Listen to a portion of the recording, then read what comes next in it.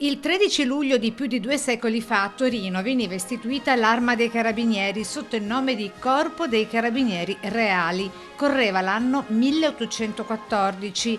Oggi come allora l'Arma festeggia ricordando la storica data con i suoi 207 anni. Voluta dal re Vittorio Emanuele che con le Regge Patenti diede l'avvio alla fondazione della nostra Forza Armata. Dalla monarchia fino al Risorgimento, il Corpo dei Carabinieri nel corso dei decenni ha attraversato la storia d'Italia con quella della Marca, fino ai nostri giorni. Sicuramente mesi particolari dove però ancora una volta, come fin dalla sua nascita, l'Arma dei Carabinieri, l'Arma di Treviso si è distinta da un lato per la difesa dello Stato ma anche per garantire quella che è la legalità in questa provincia. Arma dei Carabinieri impegnata in prima linea contro il Covid in questi giorni da campioni d'Europa, con gli azzurri di Mancini, anche sostegno e tutela della gente contro gli assembramenti. La nostra capillarità, il fatto di essere presenti solo in provincia di Treviso con le nostre 41 stazioni, ci consente appunto di